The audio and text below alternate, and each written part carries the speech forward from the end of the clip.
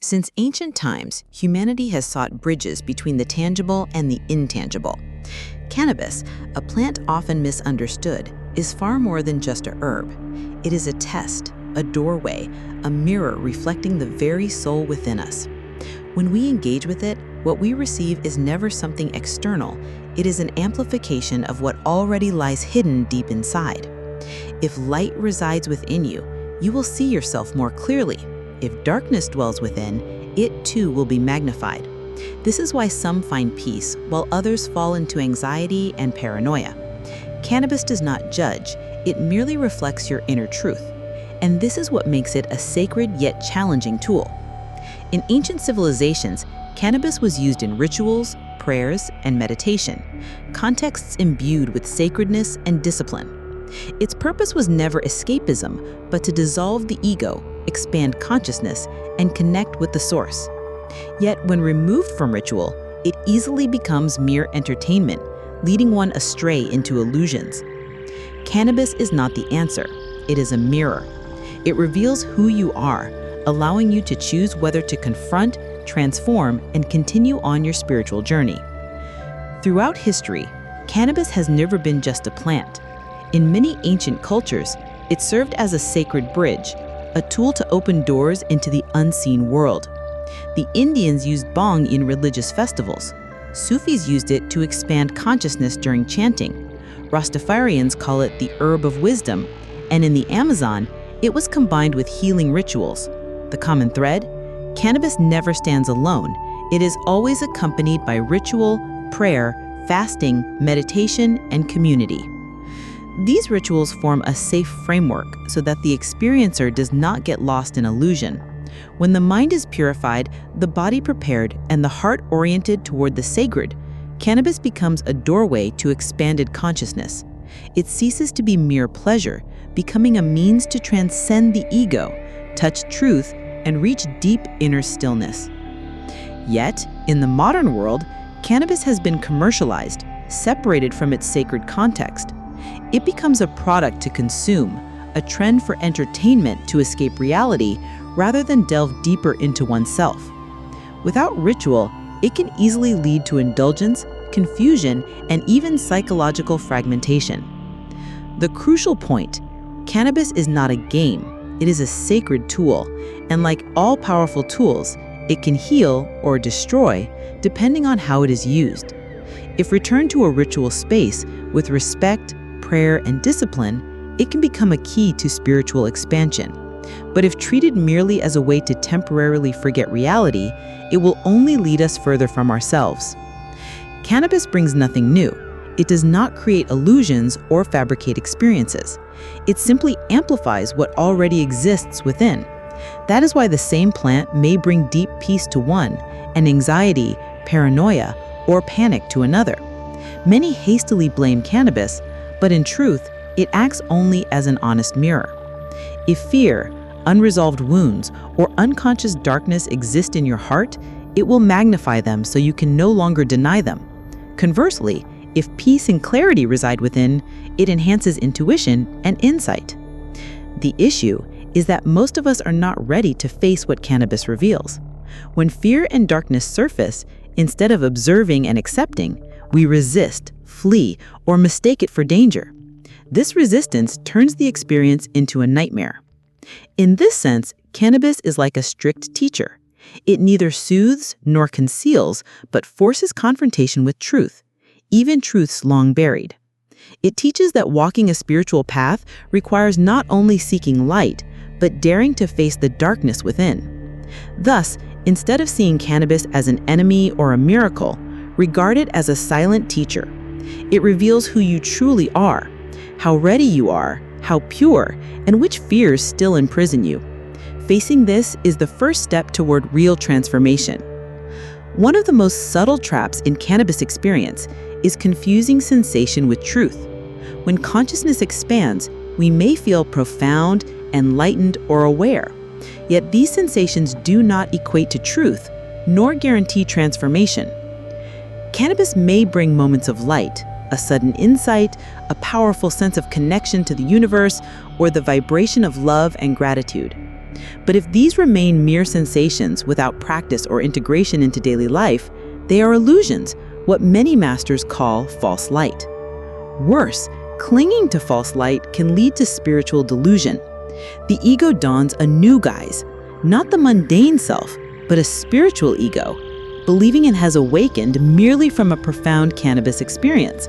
Paradoxically, instead of dissolving, the ego grows stronger. The truth: experience does not equal transformation. Temporary feelings are not proof of spiritual maturity. True transformation occurs when insights gained in expanded consciousness are integrated into everyday life, how we think, act, love, and serve. Cannabis can open the door, but the door does not lead itself. To pass through or to merely dream at its threshold is our choice, and the real measure of spiritual progress. In all ancient cultures, cannabis was never used in isolation. It was always accompanied by ritual, prayer, music, fasting, dance, or meditation, elements that shape and support the experience. Importantly, it was framed within the community, guides collective participation, and a sacred space. Community and ritual create the safety framework. Entering a carefully prepared ritual, one knows they are not alone. Fear, darkness, or chaos are supported by the collective presence. Music, prayer, incense, communal circles, all are anchors that prevent drifting into illusion. In contrast, modern cannabis use often occurs in isolation, alone in a room or with friends, but lacking structure and guidance. Without ritual and community, the energy it evokes becomes scattered, leading to internal disorder and fragmentation.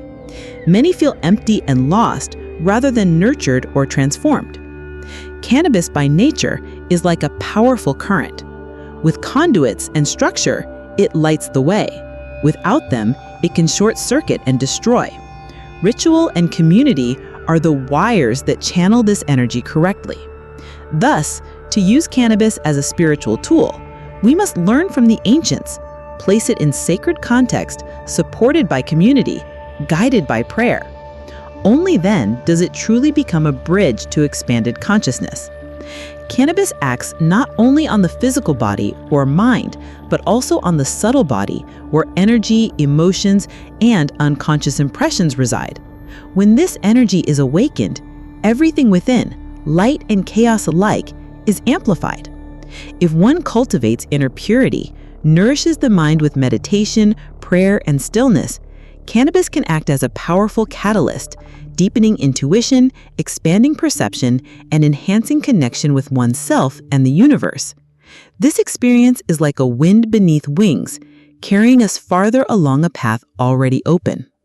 Conversely, if the mind is anxious, the body unprepared, and thoughts chaotic, cannabis will not bring peace. It amplifies existing disorder, confronting us with fear, confusion, and unhealed shadows. This is why some experience paranoia or panic. The subtle body is like a finely tuned instrument. When adjusted, cannabis makes the music clear, harmonious, and powerful. If out of tune, cannabis only exposes the imbalance, making the melody chaotic. The message is clear. The tool does not determine the outcome. It only amplifies the present state. Preparing body, mind, and energy is essential. Only then can cannabis truly become a doorway to clarity and deep connection with one's spiritual nature. Cannabis is not a magical shortcut to enlightenment. It is a doorway, and how you pass through depends entirely on your preparation. Ancient spiritual masters emphasized that ritual and purification are prerequisites to receiving the energy that cannabis amplifies. Before ritual, fasting, abstinence, and physical cleanliness were observed. Prayer, deep breathing, and meditation purified the unconscious, opening inner clarity. These practices form the foundation, stabilizing body, mind, and energy before receiving cannabis's amplification. Without preparation, the experience can descend into chaos. Anxious mind, heavy body, blocked energy, all surge powerfully, leaving the experiencer bewildered, fearful, or feeling destroyed. Cannabis does not create new chaos. It illuminates what already exists. Without purification, the light is too intense to bear. This is why ritual is vital. It is not mere formality, but an energetic framework guiding the experience. Like a river needing banks to contain it, cannabis requires ritual to direct its energy. Using cannabis unprepared is like opening a large door in a messy house. The wind rushes in, but instead of refreshment, it scatters everything, leaving disorder. When the house is clean, with prayer and reverence, cannabis becomes a sacred breeze, bringing profound stillness and clarity. Cannabis does not change you. It amplifies what already exists within. It makes no distinction between readiness. It simply reflects your true self.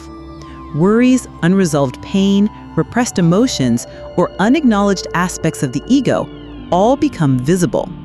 This can provoke unease, confusion, or disconnection